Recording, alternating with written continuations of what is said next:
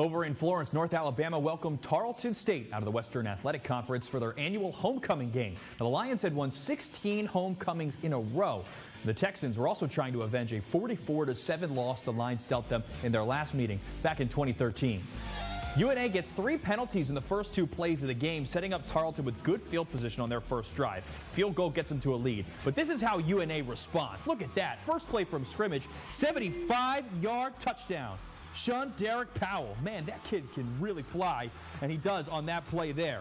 Tarleton will get 3 on their next drive to make it a 1-point game, but UNA goes down on the field in part due to Takari Kinnebrew's move on this passing play. Take a look at this move.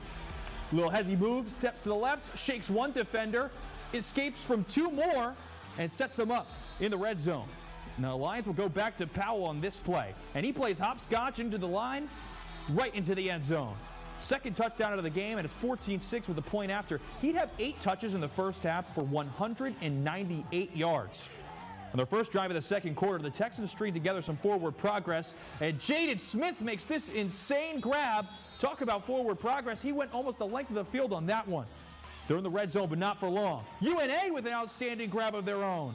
Bo Allen's pass is picked off by Justin Douglas, and a super clutch touchdown-saving stop sets up a field goal drive. 2 drives later, Texans back in the red zone. They fire it left side. Catch is made by Smith again. He shakes 1 defender. Dances all the way into the end zone. Another outstanding grab by Jaden Smith. 27-yard touchdown, and it's 21-14 at the half. But Tarleton State turns things completely around in the second half. Here they are in the red zone again and scoring. Jaden Smith gets the ball and brings it into the end zone for a touchdown.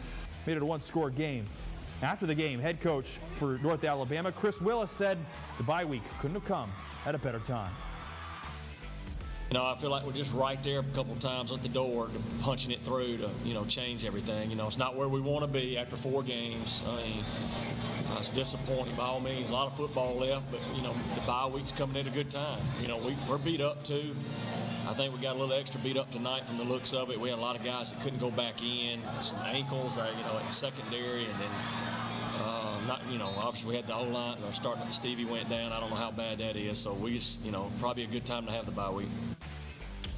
Well, Simon, I don't think Coach looked too happy at that ref in the video there. But anyway, you were at Raleigh Stadium. Things were looking good.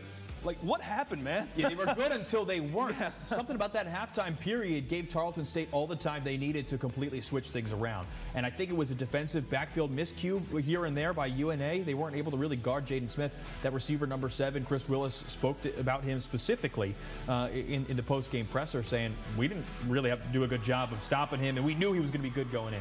So I think it was the defensive backfield that really struggled in that second period. So what seems to be the issue here? Is it not adjusting?